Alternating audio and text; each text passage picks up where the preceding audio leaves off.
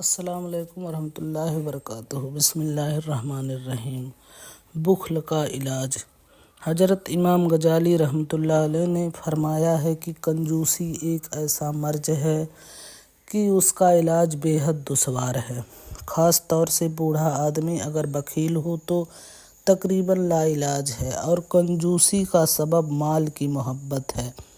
جب تک مال کی محبت دل سے نہیں نکلے گی، کنجوسی کی بیماری ختم نہیں ہو سکتی ہے۔ پھر بھی اس کے دو علاج بہت ہی کامیاب اور کارآمد ہیں، اور وہ یہ ہیں: پہلا یہ کہ آدمی یہ سوچے کہ مال کے مقاصد کیا ہیں اور میں کس لیے پیدا کیا گیا ہوں، اور مجھے دنیا میں مال جمع کرنے کے ساتھ ساتھ کچھ عالم آخرت کے لیے بھی ذخیرہ جمع کرنا چاہیے۔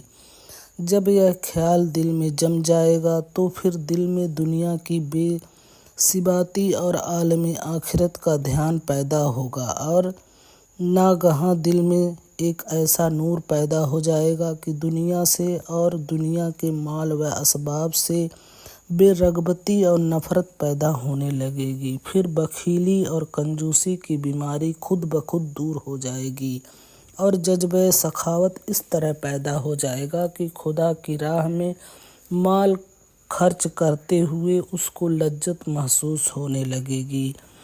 اور دوسرا علاج یہ ہے کہ بخیلوں اور سخی لوگوں کی حکایات پڑھیں اور عالموں سے بکثرت اس قسم کی واقعات سنتا رہیں کہ بخیلوں کا انجام کتنا برا ہوا ہے اور سخی لوگوں کا انجام کتنا اچھا ہوا ہے۔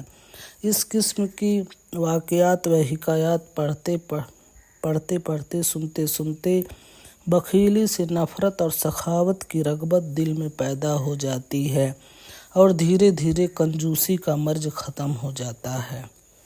تکبر، بڑپن۔ یہ شیطانی خصلت اتنی بری اور اس قدر تباہ کرنے والی عادت ہے کہ یہ بھوت بن کر جس انسان کے سر پر سوار ہو جائے، سمجھ لو کہ اس کی دنیا و آخرت کی تباہی یقینی ہے۔ شیطان اپنی اس منحوس خصلت کی وجہ سے مردود بارگاہ الہی ہوا، اور خداوند قہار و جبار سے لعنت کا طوق اس کے گلے میں پہنا کر اس کو جنت سے نکال دیا۔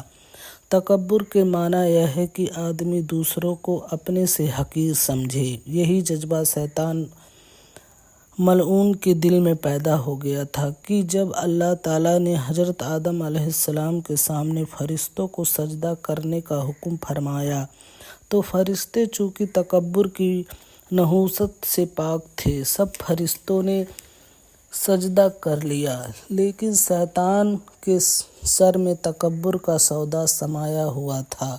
اس نے اکڑ کر کہہ دیا کہ انا خیر منہ خلقتنی من نار وخلقتہ من طین، یعنی میں حضرت آدم علیہ السلام سے اچھا ہوں۔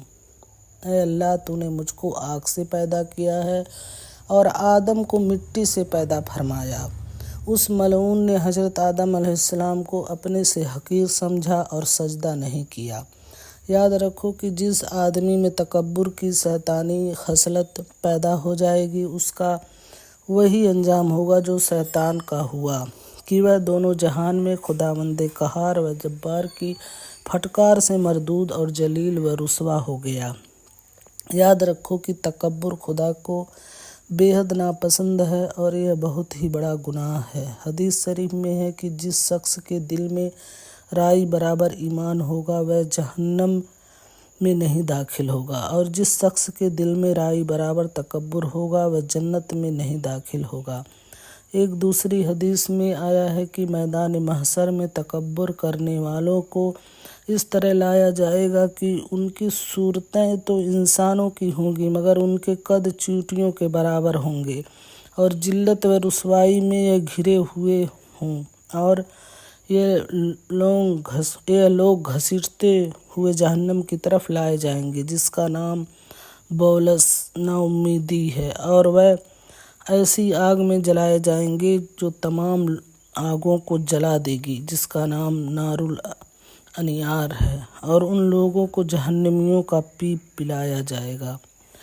پیاری بہنوں و عزیز بھائیوں، کان کھول کر سن لو کہ تم لوگ جو کھانے، کپڑے، چال چلن، مکان، سامان، تہذیب و تمدن، مال و دولت، ہر چیز میں اپنے کو دوسرے سے اچھا اور دوسروں کو اپنے سے حقیر سمجھتے رہتے ہو، اسی طرح بعض علماء اور بعض عبادت گزار علم و عبادت میں اپنے کو دوسرے سے بہتر اور دوسروں کو اپنے سے حقیر سمجھ کر اکڑتے ہیں۔ یہی تکبر ہے۔ خدا کے لیے اس شیطانی عادت کو چھوڑ دو اور تواضع و انکساری کی عادت ڈالو، یعنی دوسروں کو اپنے سے بہتر اور اپنے کو ہر چیز میں دوسروں کے سے کمتر سمجھو۔ حدیث شریف میں ہے کہ جو شخص اللہ کے لیے تواضع و انکساری کرے گا، اللہ تعالیٰ اس کو بلند فرما دے گا۔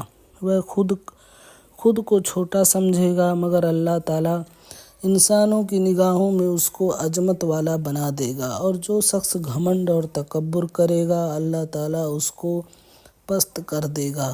وہ خود کو بڑا سمجھے گا مگر اللہ تعالیٰ اس کو تمام انسانوں کی نظر میں کتے اور خنزیر سے زیادہ ذلیل بنا دے گا۔